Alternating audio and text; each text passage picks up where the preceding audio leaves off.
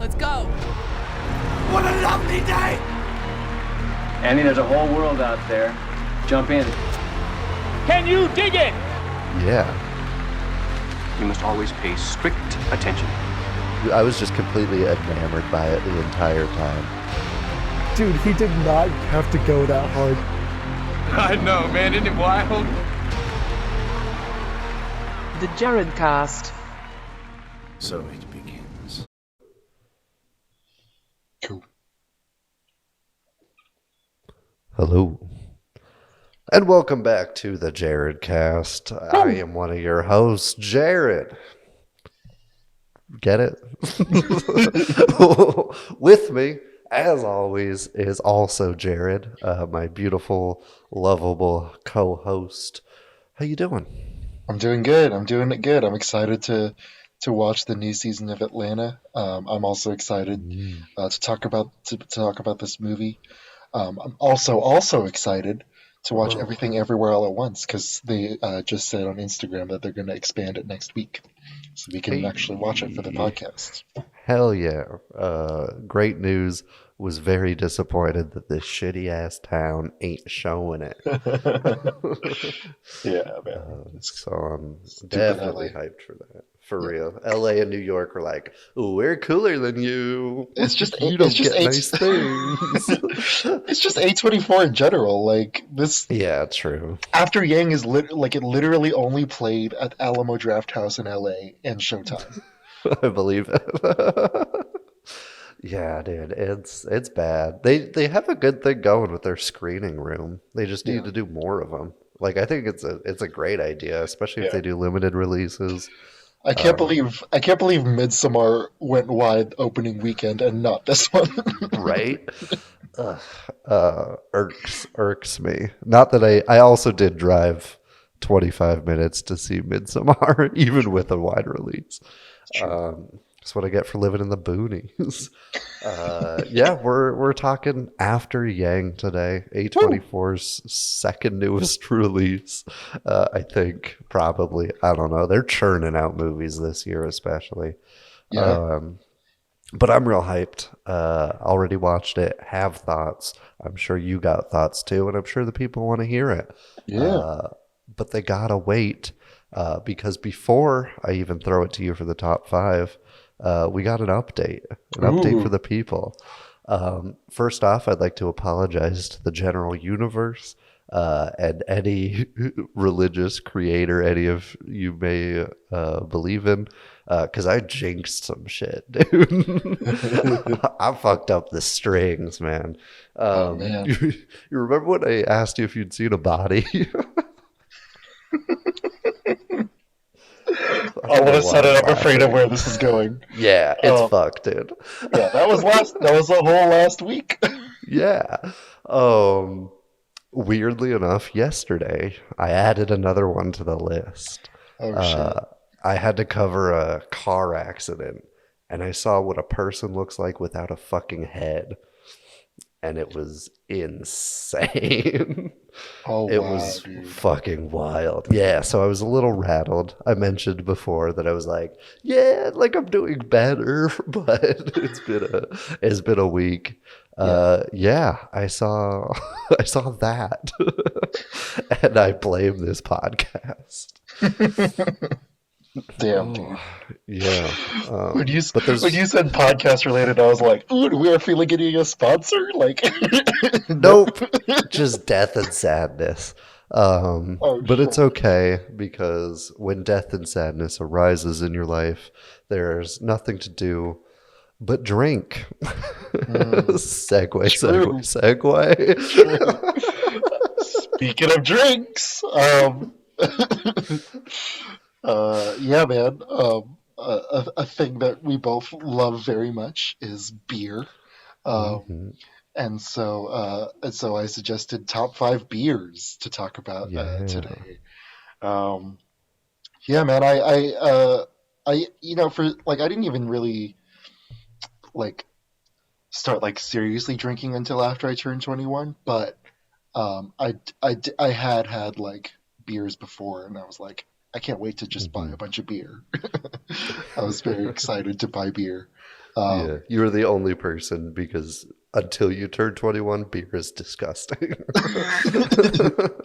I think it's because I grew up drinking black coffee, so it's like I was already Okay, used to yes, like you're already bitter. a fucking freak. Yeah, yeah. Like everything that kids don't like black coffee, soda water, Yeah. beer. All right, well, you were on your path then. Yeah, yeah. But yeah, man. Top five beers. Should I start or do you want to start? You can go. Cool. Yeah, my number five. Let me pull it up.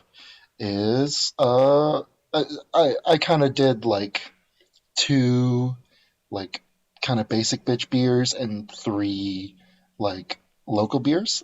So for my Okay. first my number five, I went with one that's like super mainstream. It's Modelo. Um, Yeah. yeah, I really love it. It's a cerveza that never fails. A Pilsner style lager, according to the website. Good. I, I Just what I would have guessed. I don't know what any of those words mean, but I I think lager means beer. Um, Yeah, well, okay. The From my limited knowledge, I think there's two main types of like lighter beer, not like stouts and shit. yeah. And that's ale and lager, and it's like whatever type of hops. But I think pilsners are usually ales, so they're like we did that, but with this. Okay. Maybe if I'm right, that's probably completely wrong. Don't take my word. Don't go telling people that. But Maybe. But yeah, Modelo's are just a perfect summer drink, a perfect like just Mhm. day drink, a perfect drink to have with your tacos, with your with just any Mexican food or even just any food. You can even have it with Filipino food. It's been Yeah. at every Filipino party I've ever been to. And yeah, man, Modelo is love, Modelo is life. Hashtag Modelo. Uh, Hashtag ad. This is our our beg for sponsors dude, episode. Dude, if Modelo sponsored this, we would just crush beers and talk movies every day. I will drink an entire 12 pack on the podcast if Modelo. Modelo, reach out. People who know Modelo, reach out. Yeah, man. Let's make it happen. I might make you do that regardless, just because it'd be funny. Yeah. Uh, my number five is referred to by my significant other as wife beater beer to tee this up. Um, I don't think you do. Oh wait. It's not one that makes sense to me, but it might have a reputation. I had never heard that about it, but maybe. It's a very accessible beer in terms of California and the West Coast. I don't know if it's in like every gas station on the East Coast or in the middle, but I know it's very prominent here. Kind of local-ish to where I grew up. And that's the Sierra Nevada IPA or Pale Oh, Ale, not what? IPA. Yeah, right. It's not. No, It's not PBR, huh? that's what I thought you were gonna say. Fucking curveball on you. Yeah, it's for some reason wife beater beer, but I think it's great. Yeah. It's accessible, but it's like a step up from like your PBRs and your other like classic gas station beers. No shade on Modelo, probably the king of cheap beer for me at least. Yeah. And it's great. It's nice. It's drinkable. Great in the summertime, but it's nice enough to like get the flavor you want out of it. And so I really fuck with it. So number five, Sierra Nevada Pale Ale. Hell yeah. I think that was my first IPA actually. It was my first beer. Hell yeah. That's a Yeah, good choice. nostalgic. My first beer is my number four actually. And I still like it. It's not really basic bitch, but it's like super mainstream, so it doesn't it's Guinness. It's Guinness Drought. Mhm. Super smooth, nitro infused Irish stout, 4.2% alcohol. Yeah, got notes of coffee and malt, while also being smooth and creamy. And yeah, man, I just really, really love a Guinness with a burger, or a Guinness with just Yeah. any meat dish is like really, really good. Mhm. Even if it's like a grilled chicken, like Guinness somehow uplifts it. It's just a really nice like meal completer. Um, and it's also a really nice just casual drink, a drink to have on game day when you're with your friends and stuff like that. The Hmm. foam is always like nice, and it gets in my mustache, and I like Yeah. licking it out of my mustache.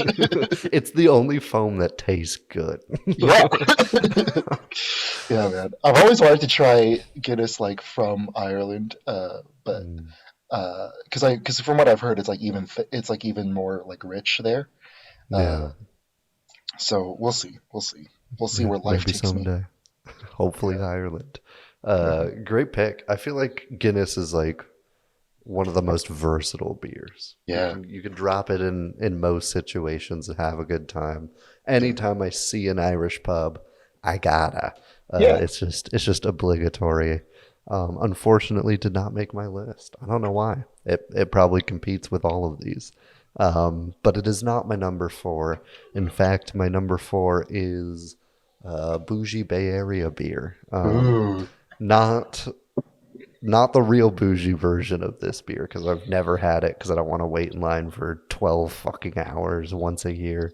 Uh, but Russian River's Pliny the Elder Mm. is a gateway drug into hops loving. It's a Yeah. triple IPA. So if you hate hops entirely, maybe avoid. But if you like it, if you like an IPA and you're like, I kind of like to be punched in the face, this is great. It doesn't have the same kick as you'd expect with a triple, but the flavors there, the density of flavor, it's very layered on the palate, which is nice for like Mm. beers that aren't stouts or porters, and it's just great. It's easy to find if you're in Yeah. that area. Outside of that, it's kind of tough. Maybe someday I'll try Pliny the Younger, but today is not that day. I think it actually came out today. Okay, I cool. think I saw something about that, but not that that's relevant to me because I ain't eating it. Do they do online orders? Because I've never tried it. I don't think so. I think you have to be there and wait 5 hours. Sheesh. Um, It's okay. let's. I I'm okay with triples. I don't Mhm. like them enough for that long to wait that long though. Yeah, no, just get the elder and do that. I'm gonna just stick with my stouts. Yep. Uh, my number three though is not a stout. Surprisingly, I thought this would be Mhm. like there are more coming up, but my number three is a nice amber lager. Uh, Native to the Bay Area, and so I picked it because it reminds me of the home that I adopted in San Francisco because I Mhm. this was mostly what I would drink. It's Anchor Steam. Um, Yep. I from had a feeling that was coming. I brought Anchor Steam to everything that like to Yeah. every function, every meeting, because it's just really solid. It's for only 4.9%, but Mhm. it has this really nice like caramel note in it, and it's like really really cool. It's just light enough that you can drink like a lot of it, but it's also it has enough in there that you can like maintain a nice buzz for a couple hours, a few hours. Mhm. Yeah, I just really I really appreciate the flavor. I had a good experience when I went to to the actual Anchor Brewery. Um, yeah, yeah, it's a good one. Hell yeah. Nice. Yeah, it's great. I loved it whenever you brought it, so you know I like it. My number three or two. Two. My number Uh, two, or no, my number three. Yeah, you're on three. I Yeah. mentally skipped one. My number three is SoCal. And they got a lot of California. I think all but one of mine are from California now that I think about it. Yeah. But we're going a little down south to Firestone and Walker. Hell yeah. A great brewery, one of the most consistent breweries. Honestly, get anything and you're gonna enjoy it. It's gonna be nice. Yeah. But for me, I'm a hazy man. I love me a hazy, and probably my favorite hazy is their Mind Haze. It's delicious, man. That Yeah. shit's like crack. Take that to like a Tahoe Lake day or like out in the sun, just kind of chilling, having a good time. Barbecues is great. It's a very outdoorsy beer for me for some reason. And it's real good, real refreshing, great flavor. Fucking fantastic. Hell yeah. Hell yeah. Excellent choice. I didn't have any hazies on mine, but I have a couple that I'll probably send a link to you because they're Yeah, local to Ventura County, but I feel like you'd like them. please do. Send them my way. Yeah, man.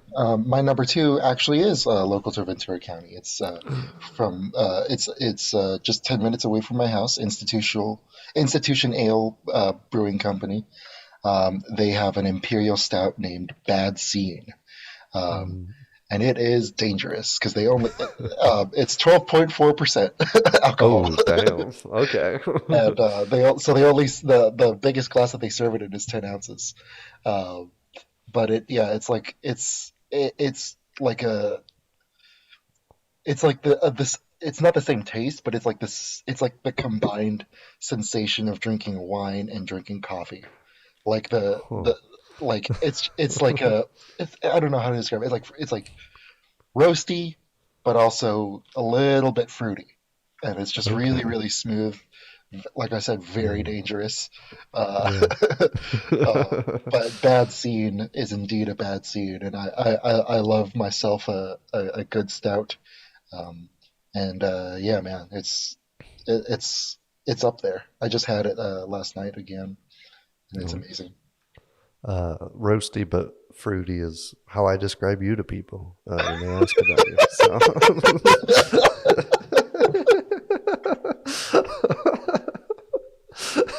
I think it's a match made in heaven.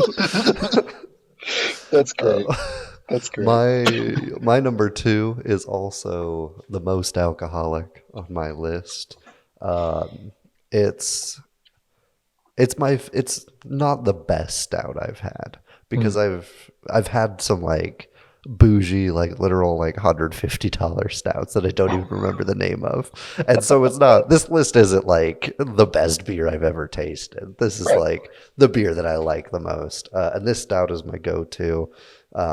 Guinness I probably have more often because of availability, but this one is fantastic. It's the easiest drink for a dark beer that I could have.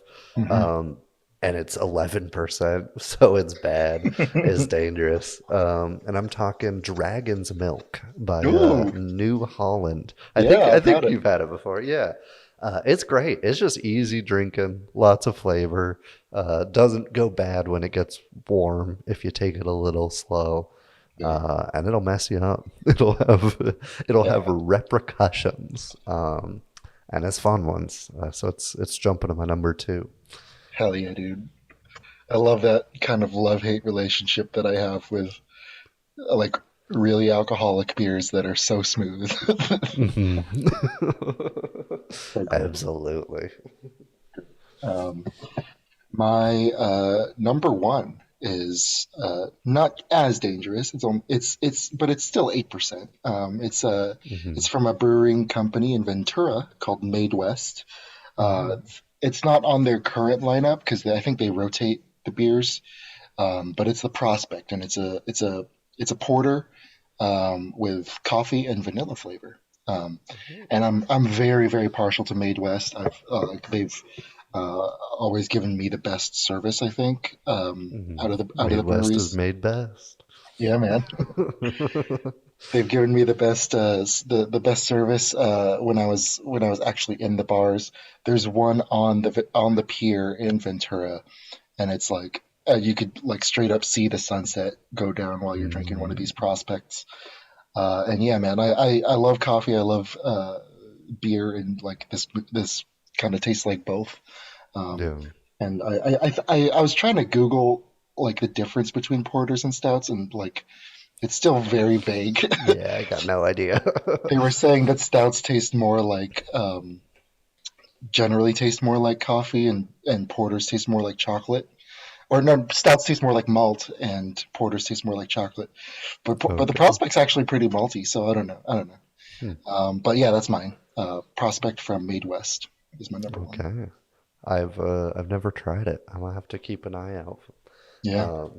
That brewery sounds a lot like the Ballast Point breweries. Yeah. I think there's a San Diego and a Long Beach. But it's fantastic. Yeah. Great atmosphere. But I'm gonna have to give that a try. Text it to me so I don't forget, because I'll keep an eye out. You'd like them too, because the way they name their beers is like super, like the hazy's just called hazy, the IPA is just called IPA. That's awesome. Yeah. My number one is actually a repeat brewery, and I didn't realize it when I made this list, but I stand by it because I think both deserve to be on here. This one it's cheap, it's accessible usually, and it's fucking delicious, and it's the most like drinkable beer, but like a step up above like beers that are just meant to be like pounded. Yeah. And I'm talking 805. Ooh. I love 805, dude. It's Yeah. the perfect beer.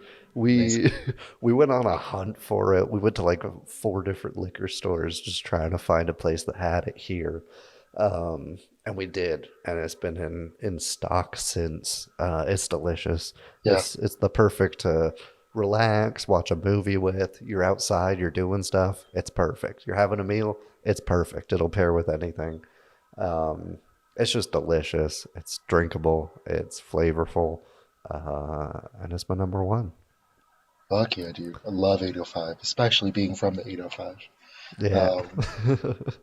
And yeah, it very narrowly tied with Modelo for sure. Yeah. It's a fantastic little brewski, but we're not here to talk about brewskis. We're here to talk about movie ski. Move ski. Cinema skis. Movie. Film skis. Doesn't work. It doesn't have the same ring to it. We're supposed to talk about memories and depressing AI movies. We kind of make it obvious in our bio and stuff that this is a spoiler review, but this movie's fresh, so I'll double down. Hey, we're doing a spoiler review. You haven't seen After Yang? Get the fuck out of here. Go watch it. Then come back. We'll still be here. This isn't going to disappear in the next hour or two. Just watch it. It's easy. You'll have a better time. Thank you for rejoining us. I appreciate you watching the movie. But you know who else watched the movie before we dive into it? Our dear friend, Quinn Chow. I got a Quinn Chow review. The Return of a King. In this installment of Jared reads poorly written reviews of movies we're watching because it's funny. It makes him laugh and stuff. I didn't even go digging for him. I switched it to 1 star on the filters for IMDb, and he was the first one up. And I was like, Hell yeah. Literally didn't read it. I have no idea what he says, but at this point, I have to. It's just, I have to. Yeah. We'll give you a hint. It's not good. He gave it a 1 out of 10. Titling another worst film, too slow and full of annoying overuse scene. Bored to freaking death. And if that's not Pete Quinn Chow, I don't know what is. Oh. This film starts with a family taking photo together and the father, Jake, talking to his customer scene. As turn out, the film is a series of video memories of a companion of a young daughter called Yang. Entire film full of boring conversation and annoying overuse young daughter.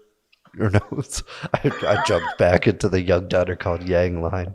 Full of boring conversation and annoying overuse scene, such as overuse of the walking scene, overuse of the arguing scene, overuse of the calling names scene, overuse of the staring scene, overuse of the drinking scene, overuse of the eating scene, overuse of the making tea scene, overuse of the voice command scene, overuse overuse of the watching video footage scene, overuse of the riding in a car scene, overuse of the long angle scenery scene.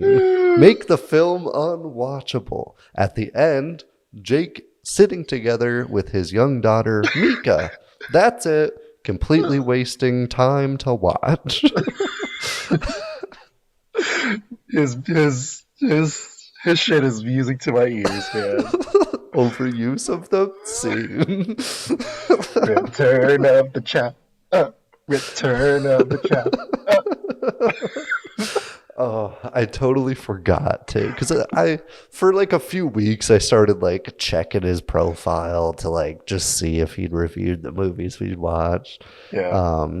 But it's always when you think he slipped away that he comes right back into our lives. Yes, man.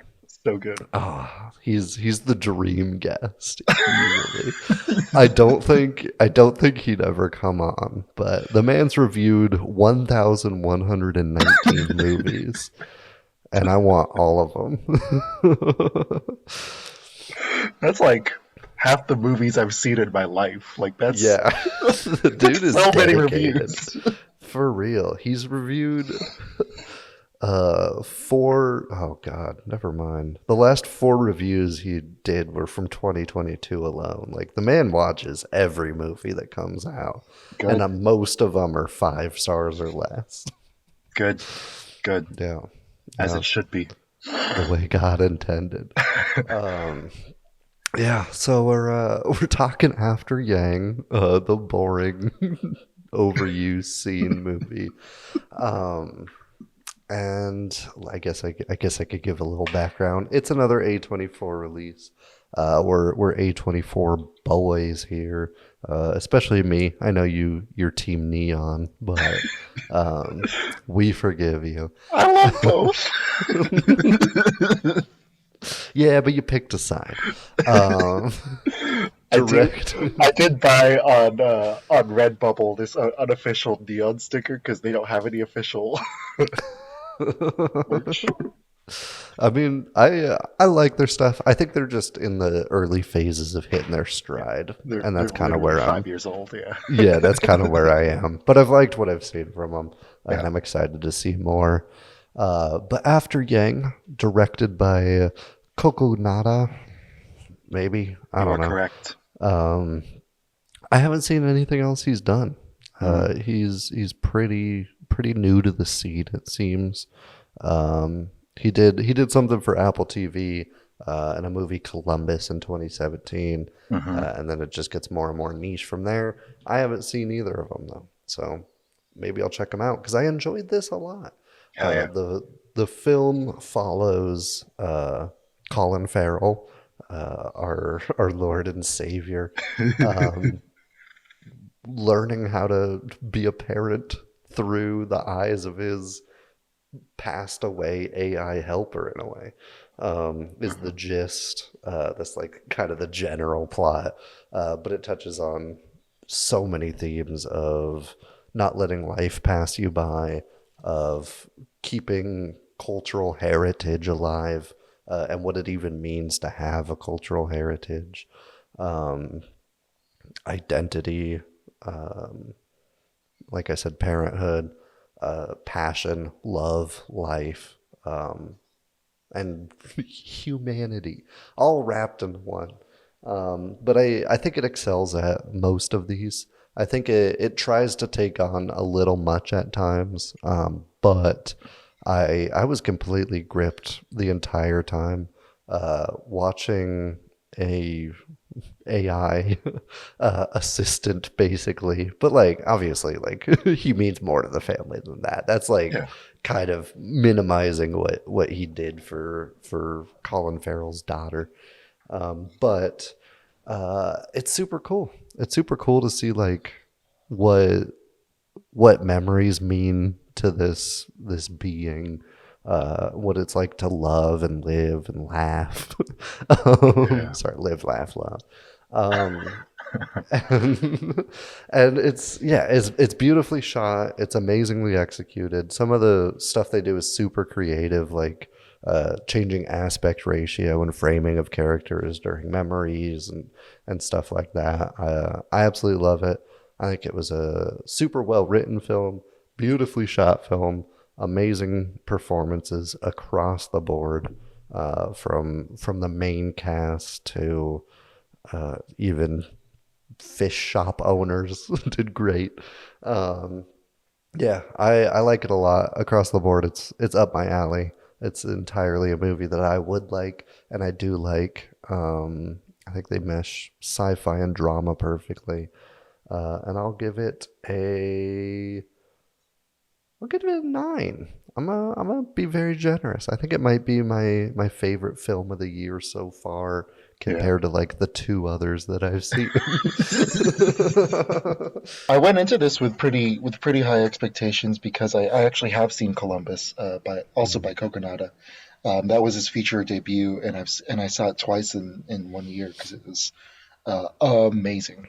It also stars Haley Lou Richardson, who plays Ada in this one, and it's like basically just her and John Cho, kind of just becoming friends and talking about their parent issues. And it's a really beautiful film. I highly recommend it to all of you because like I think him and Alex Garland, Coconutta and Alex Garland, I think are the best at like using green in cinema right now, because like it's just so rich, but it's never overpowering. So I love that in the cinematography. I love that. I think one thing that also he succeeds in this film that he did in his first was having a really beautiful eye for composition, but never compromising on the intimacy between characters. And so oftentimes you'll see these really, really complex, like really, really complicated lighting setups and compositions in the movie. But it'd be a 2-shot, and you're right there in the moment. And because it's a 2-shot, it uplifts both performers really well. I feel that especially in the scenes between Colin Farrell and the daughter who plays Mika. I watched an interview with her, so I think it's pronounced Malia Emma Chandra Wadaja. Chandra Wajaja. Yeah. Chandra. Perfect. Chandra Wajaja. Malia Emma Chandra Wajaja. Malia. I think both of them, when they're together in these really complex setups, like it's really, really beautiful and really, really transcendent and meditative, and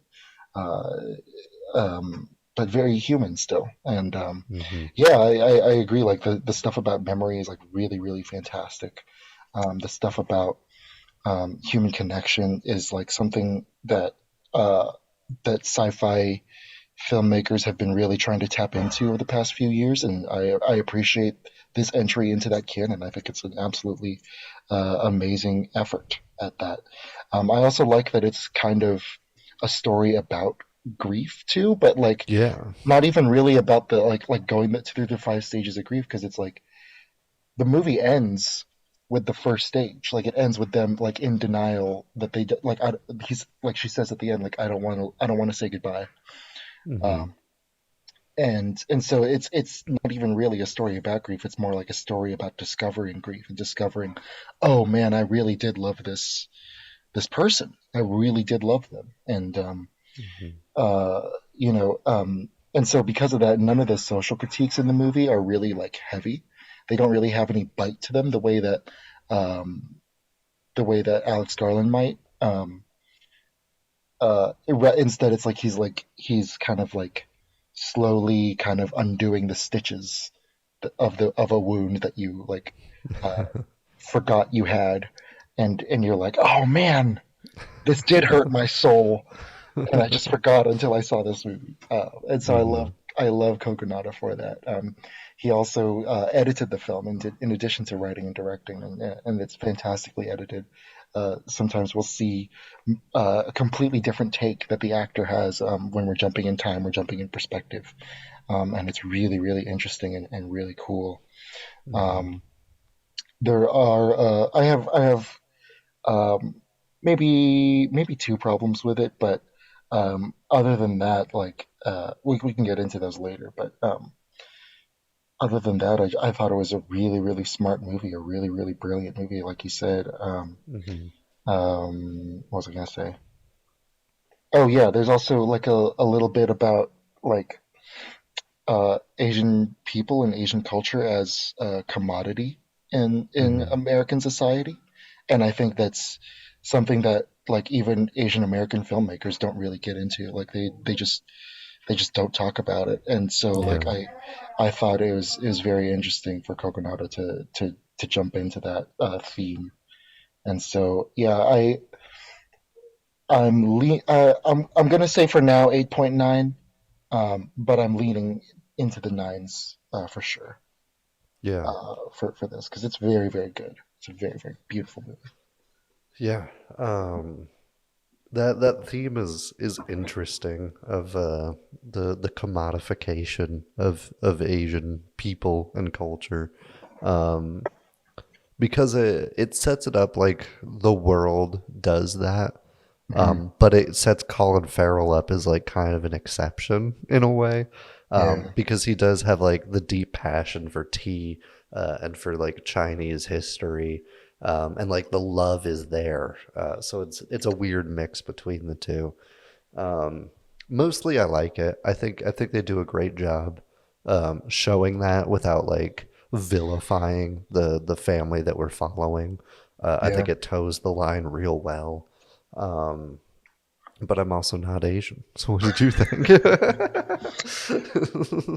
I absolutely love the scene where he's trying to talk about tea to Yang.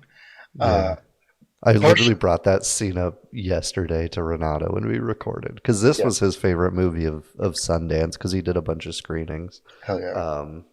And I was like, it's kind of like in that scene where he talks about like the tea. It's funny.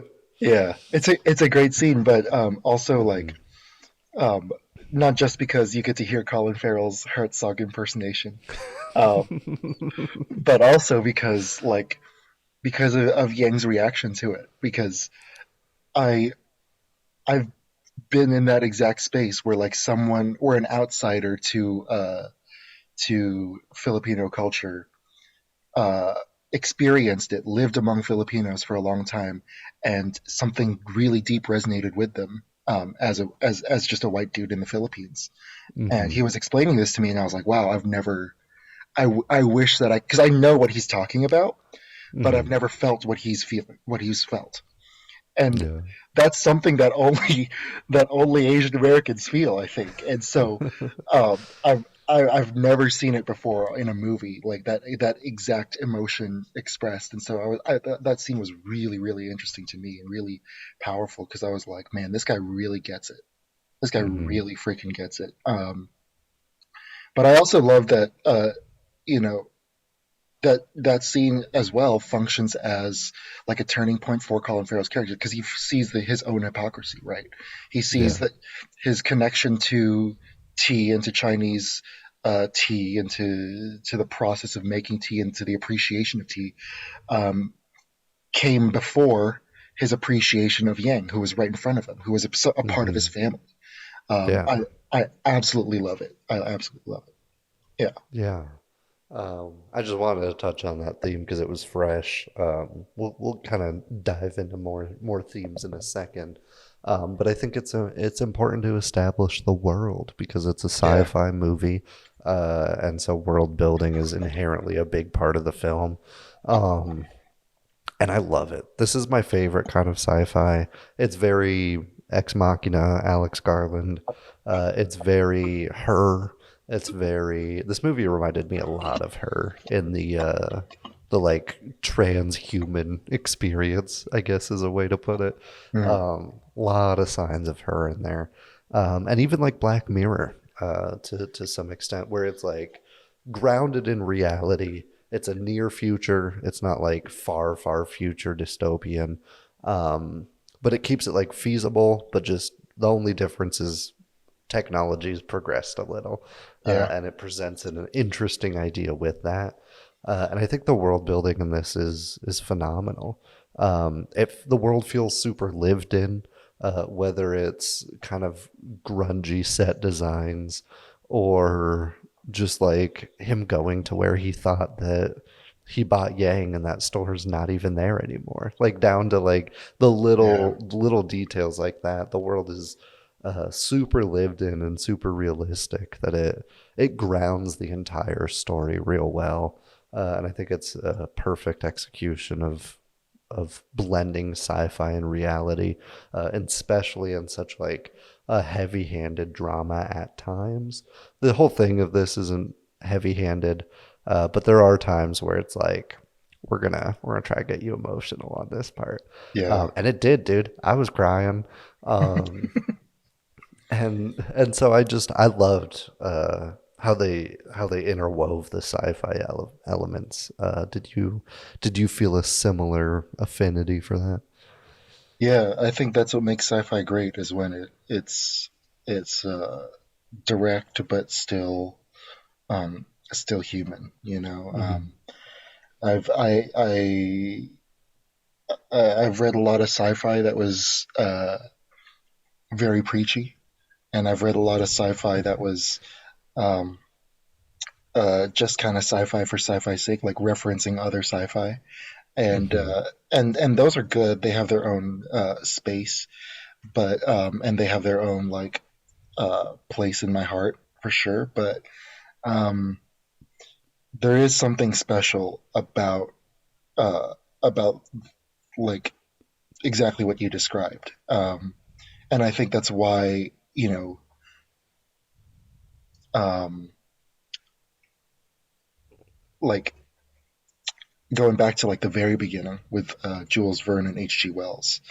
Um, I think the reason why their work and why they are considered the godfathers of sci-fi is because they did exactly that. So anytime a sci-fi work goes back to that original, like not ethic, but like method of Hmm. storytelling, I think that those are the ones that are really really special and really really interesting. Um, I also just really love the way that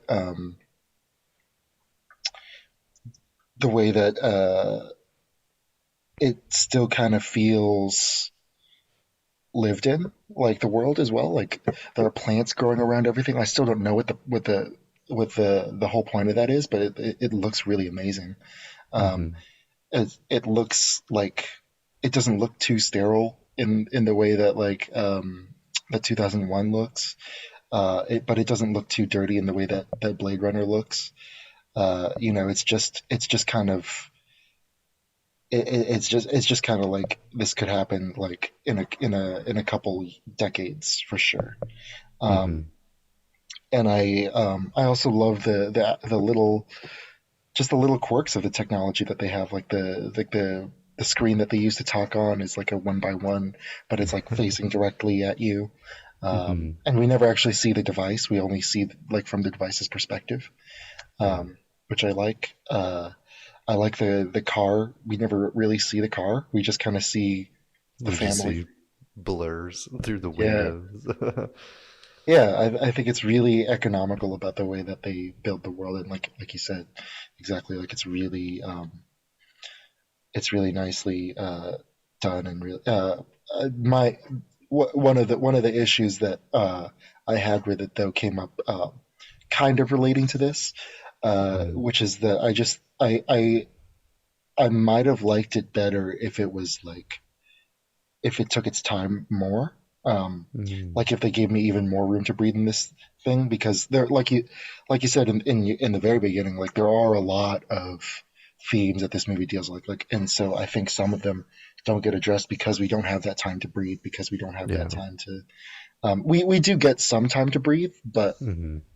like maybe even just 5 more minutes would have been awesome. Yeah. Yeah. That's what I felt with and everybody roasted me for it. But with Three Billboards a while ago, and I think that this definitely falls in that category of biting off a lot and doing great with most of it, but then you just don't have enough time for everything.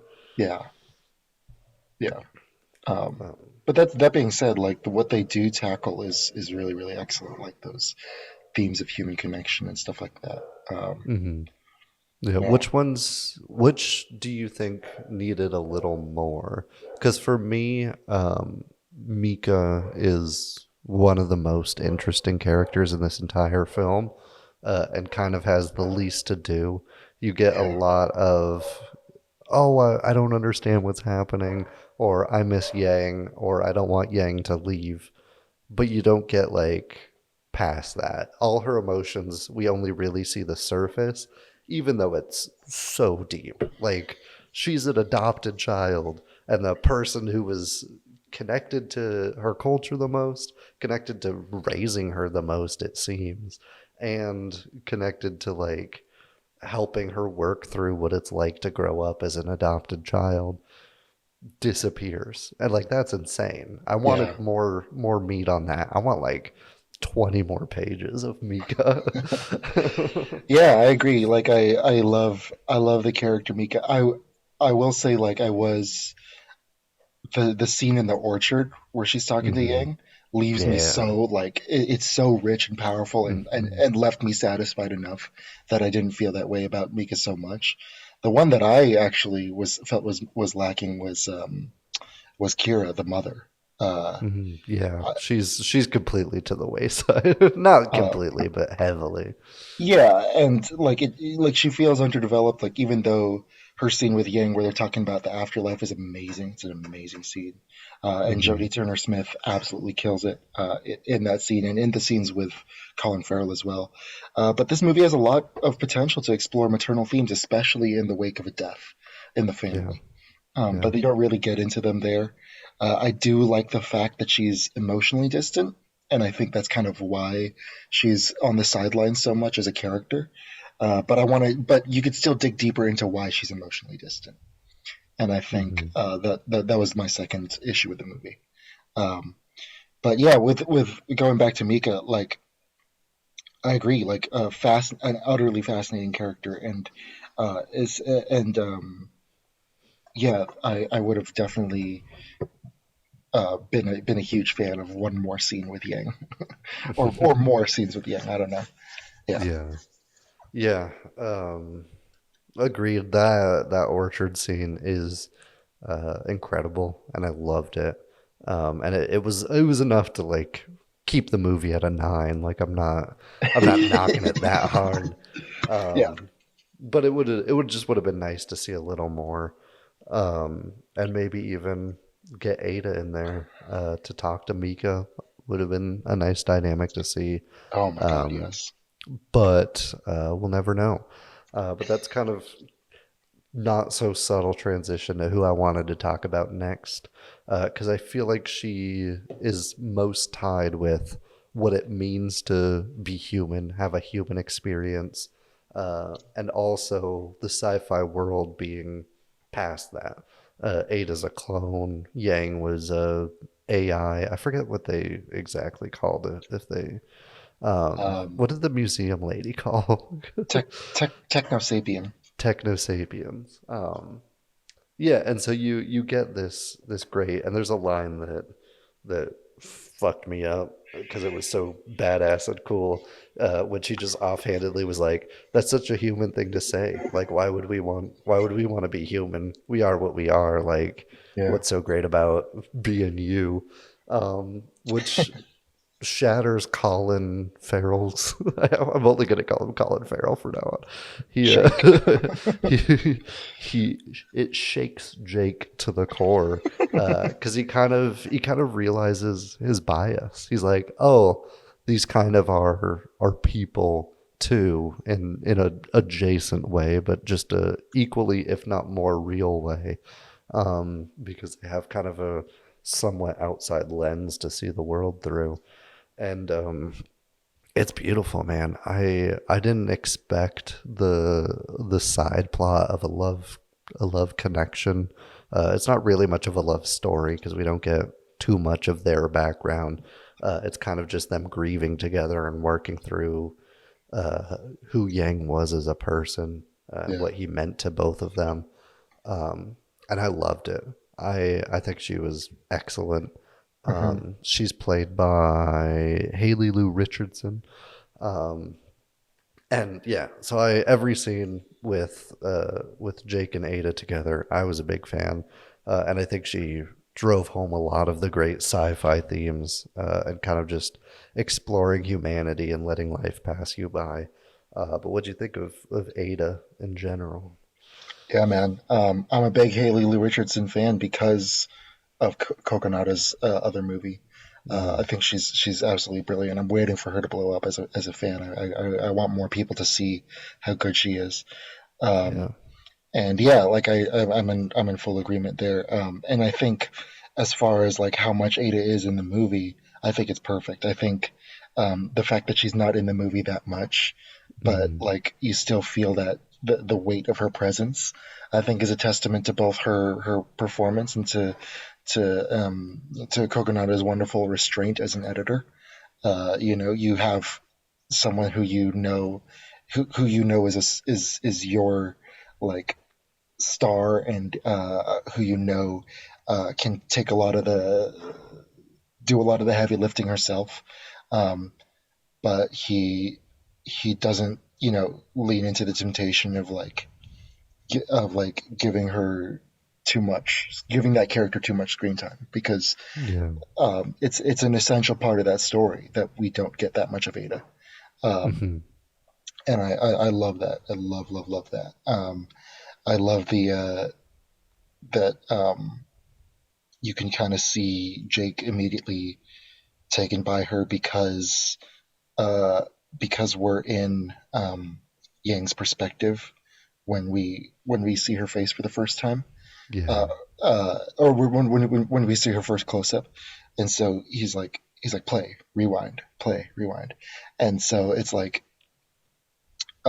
so that's a beautiful moment on the I didn't catch the cinematographer's name, but on their part, like capturing Yang's perspective in such a powerful way that it actually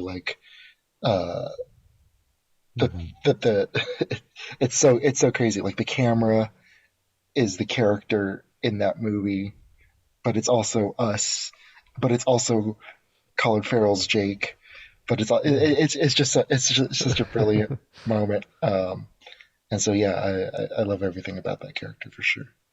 Yeah, I looked at who did the cinematography. They did maybe the most different movie from this that I could think of. They did Mandy. It's Christopher, wow. Or Benjamin Loeb, not Christopher. Benjamin Loeb shot both. Yeah. What an insane back to back. Amazing. Yeah. We could talk cinematography since we're on it already. You mentioned the futuristic FaceTime, basically the device that lets them communicate with each other.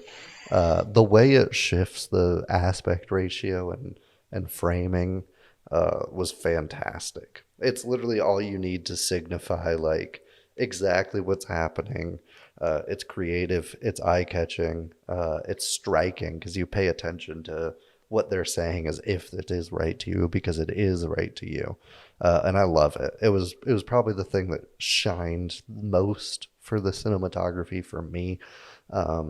It's a pretty beautiful film throughout, especially the lighting in it. But that was definitely the highlight for me, cinematography wise. What were some of your highlights, even though you kind of just touched on it? What'd you like? What'd you hate? What would you rate? You're the best, It's best. I love that, but I also really appreciate the use of an anamorphic frame when they're in the real world, because it's literally more narrow. Their perspective is more narrow, and so the perspective literally widens when they access Yang's memories. I think that that's really clever editing in the edit.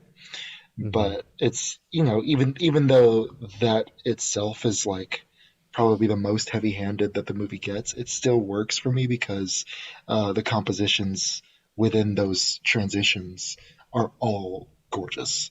Uh, Yeah. and I talked a little bit about the color. That explains why the color is so great. Is because it's the same guy who did Mandy.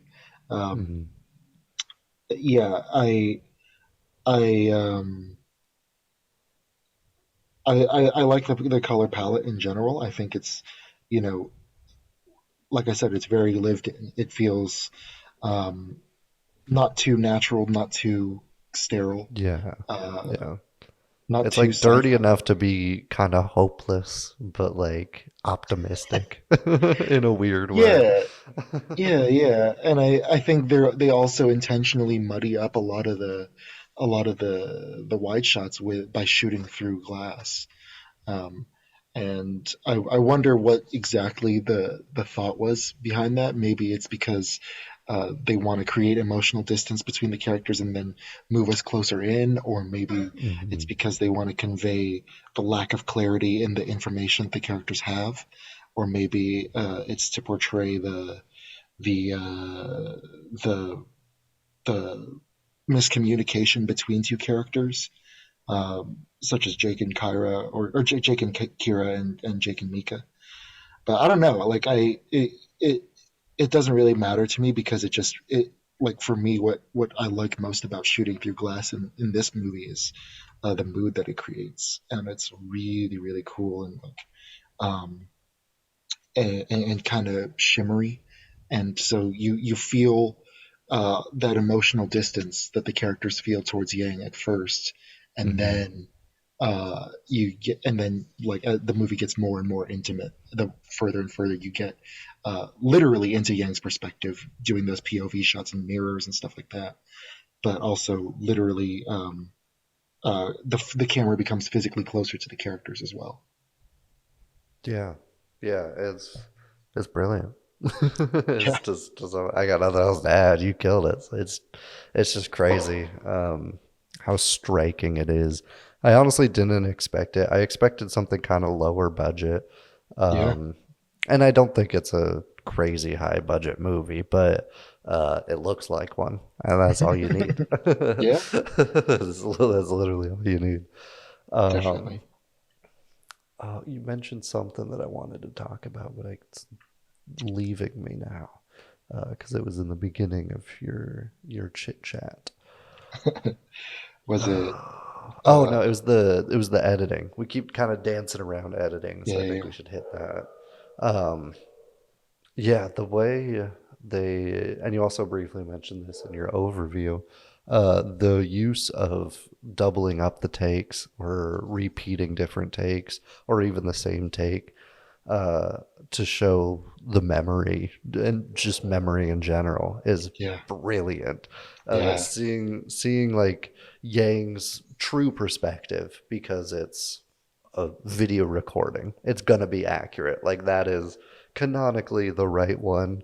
But just like the the speech patterns changing and the inflection changing when Jake remembers a certain incident, and then layering that on top of each other to like muddy it and make it feel kind of distant and discombobulating and kind of make it feel, even though you're watching it right now, it's something that you remember, is brilliant. It yeah, might be one of my best or one of my most favorite ways that I've seen memories portrayed, is the use of that. Not that I think you could use that technique in a lot of other films because it'd be real confusing.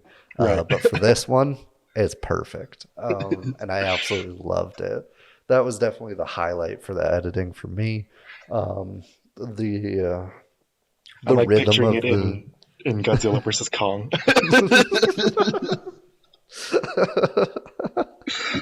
A Okay, lot of sorry. people don't know that that Godzilla actually does have a photographic memory as well. Everything is accurate in that lizard's brain. Um, Sorry. but and he holds a grudge. But it's like like a raven. Or no, it's crows. Is it crows that hold grudges, or is it ravens? I I don't know. think it's One of them ravens. does. Okay. Ravens are smarter. What was I talking about? You're Editing? talking about the rhythm of the editing. Yeah, so the rhythm changes also with the cinematography and aspect ratio in those device scenes. It's very robotic, the pacing of people's speech. And it's eerie because in editing, you're not really supposed to only do show who's talking on camera, show who's talking on camera, and cut back and forth. But they do that for the device communications, and they do it intentionally, and they make it feel intentional.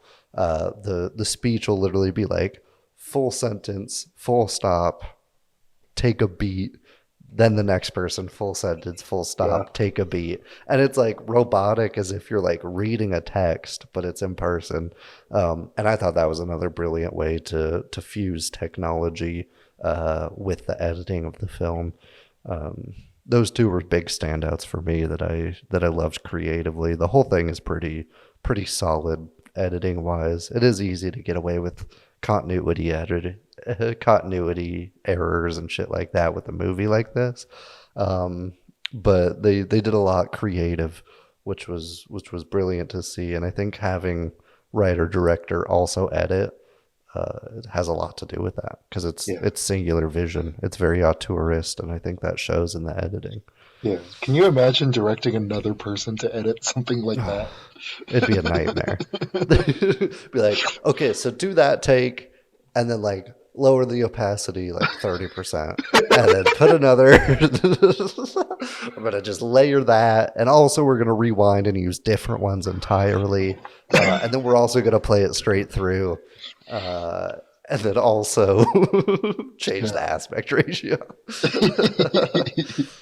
Yeah, at that point, you might as well do it all yourself, right? I really, really admire that about Coconutta's work. I believe he also edited Columbus, but I could be wrong. Yeah, man, I think he nailed it with the editing. I think I always have a soft spot in my heart when they use a weird rhythm in the edit because we're so used to that.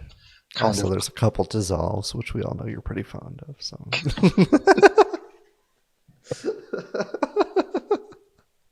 I'm not even gonna bring up dissolves, but I know Jared's gonna bring it up. I'm gonna bring it up. I gotta bring it. I'm contractually obligated to bring it up. Oh man. No. Yeah, I just love the like you said, something that I really admired when we reviewed Mo Better Blues was the alternative rhythm of the editing because cinema, we're so used to seeing a certain like beat beat beat beat beat beat and and it always comes in threes, and here it's like it's like they'll have a scene in threes, but there'll be fours and sixes mixed in, and you're like, what? Yeah, it's like fucking polyphonic rhythms somehow translating editing wise. Yeah. I think it's great. I really they just made the scenes more fun too. Any sci-fi can talk about the afterlife and God and stuff. Yeah. And but doing all that and going that extra mile was an excellent choice, I think, on his part. And it also,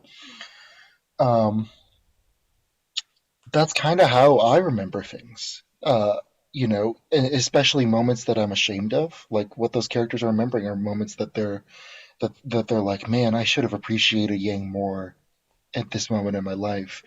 And the more you try to reconcile yourself with that memory, the harder that memory hits you, and the more and the frequency at which it hits you is higher. Like it increases.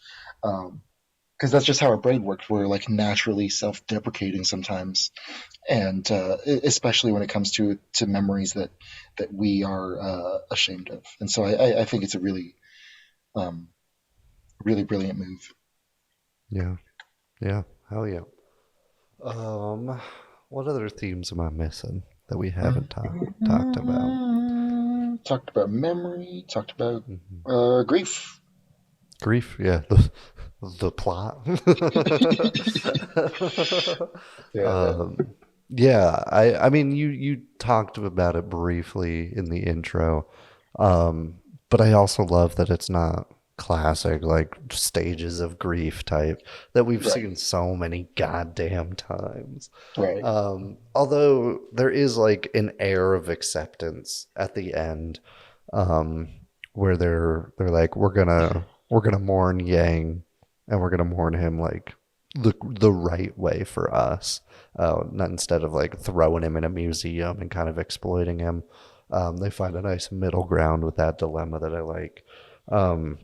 But the little slice of pre grief is nice because it's just genuine like curiosity. Well, it's first trying to help, but then like curiosity and then accepting that this happened, and then you got to go deal with it. Like at least for Jake, I feel Yeah. like you do that. Obviously, like they're all in different stages.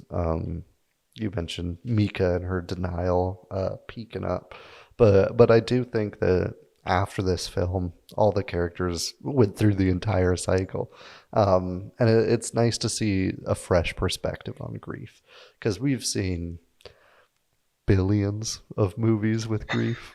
Almost all of them, in some capacity, there's some sort of grief. And so it's always nice when there's a fresher perspective on it. And so I really appreciated that about the film. Yeah. I think grief naturally lends itself to cinema because grief takes time to work through, and cinema is sound and picture in time. You need a timeline to make a film. Yeah. And that's why Tenet is the saddest movie ever made, because you go through grief backwards. Oh man. True. What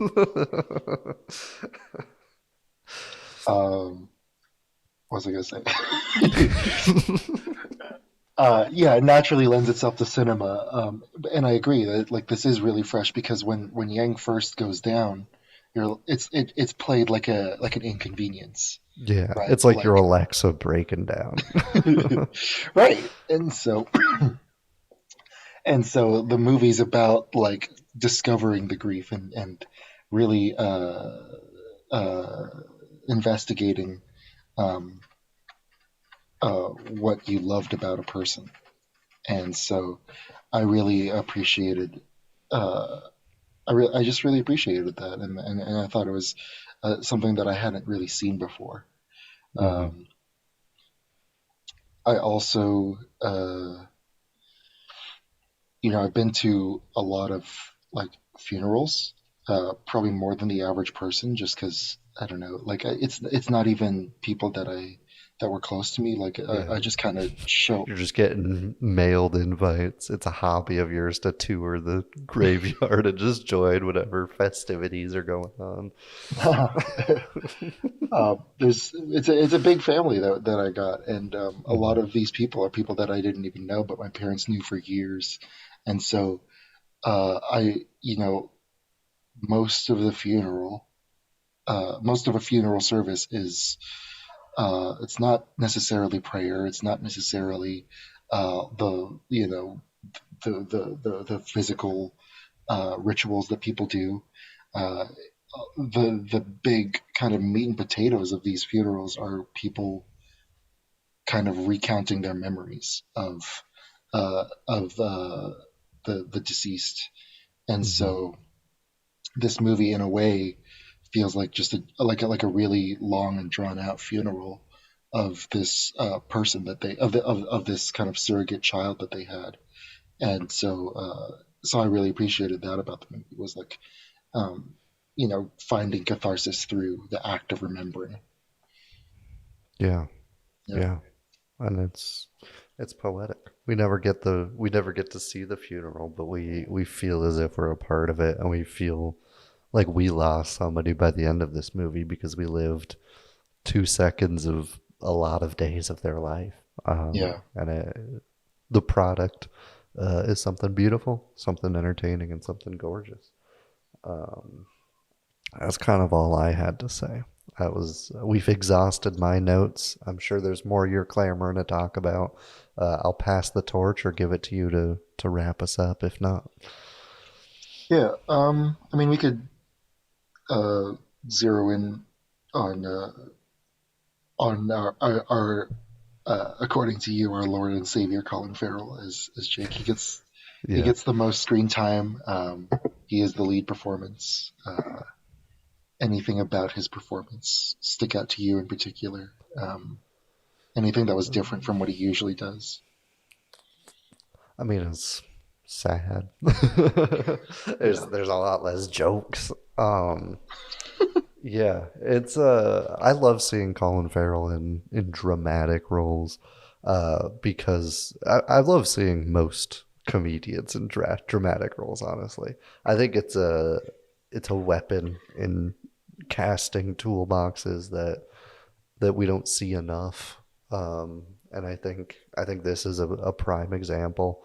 Obviously, like The Lobster is kind of a dark comedy, but it is very serious at times. And some of his other roles do lean into the seriousness a little bit.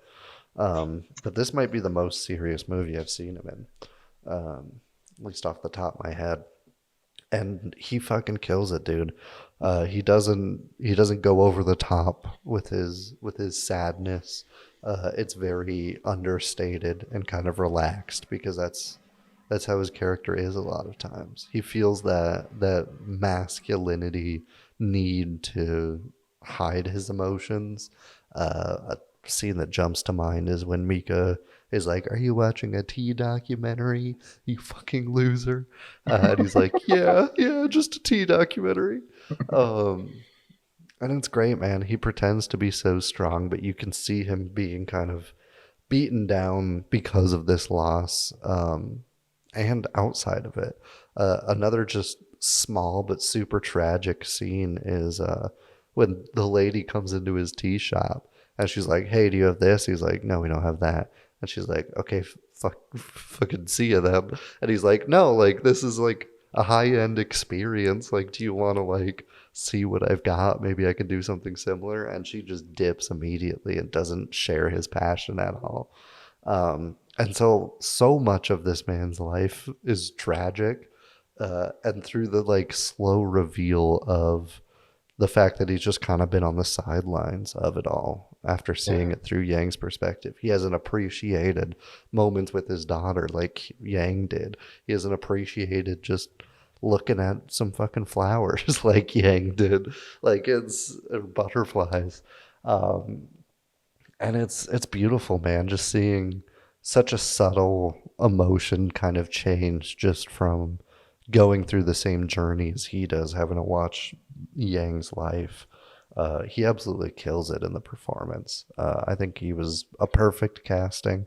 Would not have jumped to my mind immediately, but now it will because I thought he was phenomenal. Yeah. If you told me 19 years ago that Bullseye was going to be one of my favorite actors of all time, I would not believe you. But here we are, man. Yeah. And he's good as Bullseye. He's really awesome. If you could call anything about that movie, good. Anyway, sorry. Yeah,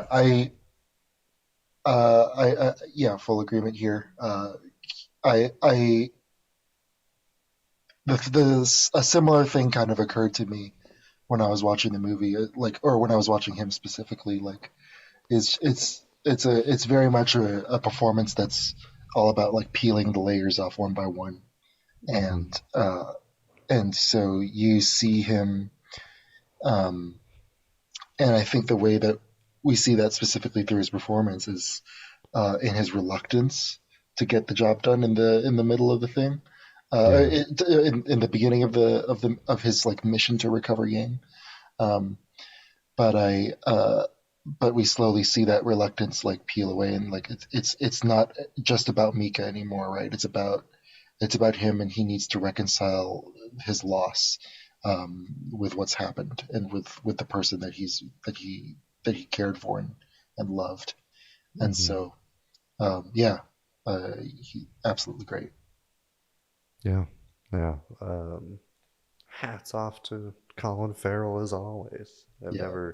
never been disappointed in a Colin Farrell performance. So Yeah. there I mean, was yeah, low stakes on this one. yeah. Hats off to everybody, man. Jodie Turner Yeah, Smith and Haley Richardson absolutely. were both beautiful and magnetic, even in the small amount of screen time that they had. I still related to them, even though they're both to kind of take on roles that are foreign to me as a man. I still felt their pain. I still felt their confusion and their conflict, and I felt Yang's conflict as well. Even if he, like Justin Min, had this. He's so perfect because he has this kind of, he's able to deliver this really robotic rhythm in his voice, but um, just watching his eyes move, like that's what freaking gets me, man. That's where you can see the kind of, he has two lifetimes of memories and pain that he's kind of kept inside and kept it just to himself. And so it's really, really interesting to just watch his eyes just in every scene. Yeah, yeah. I will say Jake is kind of a dick in the beginning when he was like, "Yeah, I'll sell the body to a museum," or when he's like, he's hiding this big deal from his wife for so long, and also like he's helping come to terms with it himself. I'm not like saying that he's actually a dick. That was hyperbole. But like keeping it to himself and trying to grieve himself before letting the wife in. One kind of cuts her out of the movie. She's just in it less because of that. And two, it is selfish from the character's perspective. But I like that he's flawed in that way. I like that he just has to kind of roll with the punches and make up for these small mistakes. Super layered, very very dynamic characters across the board. Even I forget the mother's name in this, and I exited out. Yeah, Kira. Even her story of like dealing with being not an absentee mother, but a less involved mother than she wanted to be, and having to step into that new role. There's a lot of nuance there, and you see it in her performance, even if she has 64 seconds of screen time. It's nice to see so much still in those moments we get with her. Absolutely, yeah. I'll definitely be looking out for Jodie Turner Smith. I think. Wait, no, is she the one in Queen and Slim? I don't know. I never saw it. Yeah, She's Queen. she is. Yeah, she's the main character in that movie. I was like, I knew her face looked. It's because her hair is so different. Yeah. Yeah. Props to her, killing it. Hell yeah. Excited to see what she does next. Hell yeah. What are your favorite scenes? Oh, I'm glad you asked. I got a couple. The orchard scene, I think, is probably my favorite scene in the entire movie. Yeah. It's gorgeous. I love that Mika kind of pushes back. She doesn't like get it immediately. She's like, yeah, but the branch is like not part of this tree. And he's like, no, but it like will be, because it like takes time to accept it and stuff. And like it just gives more layers to the metaphor that he's giving to her. And of course, like adult audience, we get what he's saying immediately, and trying to feel or make it included. But it's such a beautiful moment, and I love it a lot. Colin Farrell, Jake's conversations with Ada, I think, are all fantastic. Yeah. Particularly the one I mentioned before, where she's like, "What's so great about being human?" And they talk about what it is to be a techno sapien, and kind of what it is to be a clone. although the subject kind of stays on Yang.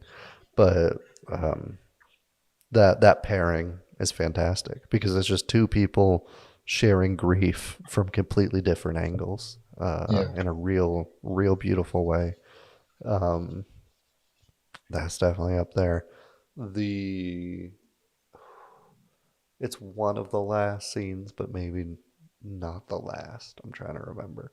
But when they're in the car for the final time, it's the last scene in a car, and she's like, "I don't want to say bye." Powerful stuff. That the dialogue and performances are incredible. You're hanging on every word. You feel the emotional weight of every word, and it's beautiful. I liked the lady coming into the tea shop and rejecting her passions. But it's not the best tea scene because the best tea scene is the Werner Herzog impression. Just the way he talks to Yang about tea is stunning. Like that kind of passion is always infectious, and it will never not make me smile. Like it made me want to go like fucking to a nice tea shop and just pick somebody's brain. Like it just made me want to dive in. Just recounting that event and then seeing all the nice editing with the overlays and replaying it over and over again. It's a beautiful scene. Probably my second favorite. But those are some of my favorites. How about you share with the class? Yeah, my first favorite is also the orchard scene. My second favorite is also the tea scene. I love the opening credits. That's right up my alley. I love that. I was not expecting it at all. I love the colors. I love it. It's such a beautiful way to introduce the cast. And it's just really funny too. Like them getting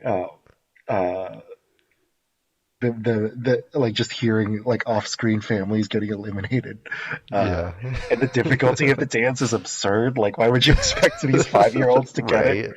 And they're like killing it. Like everybody they show is like fucking nailing it too. It was very it was like the sci-fi version of Do the Right Thing. Kind of intensity and like color flashes and stuff. Yeah, man.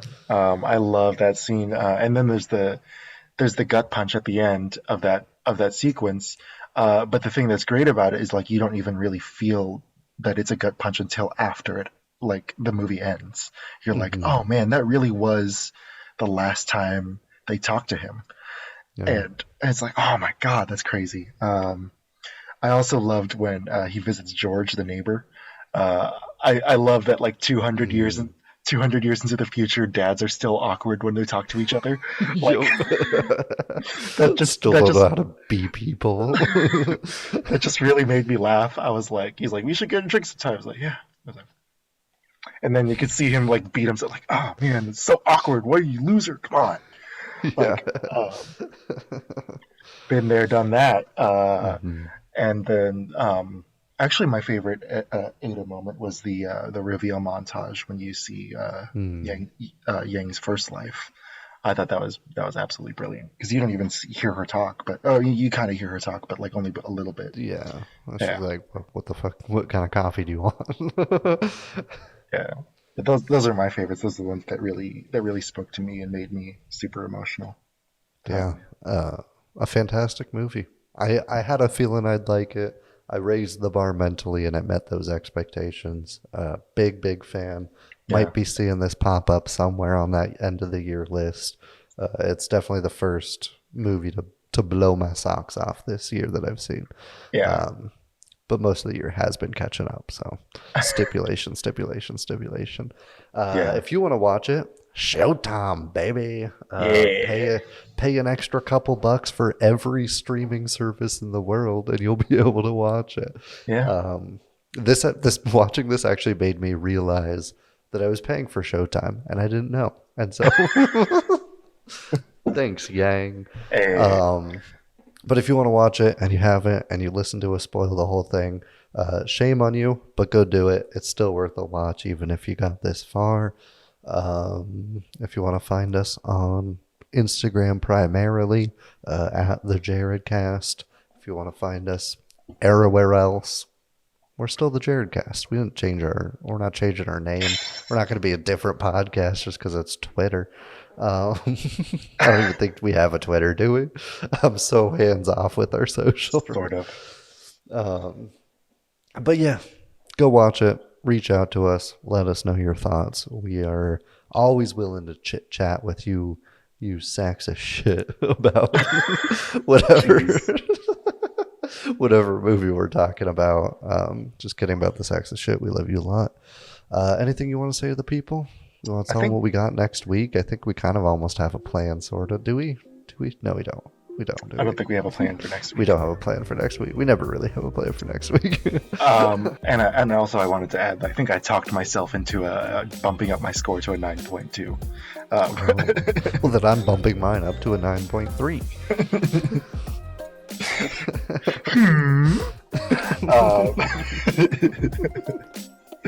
All right, folks. We love you. Goodbye. Bye.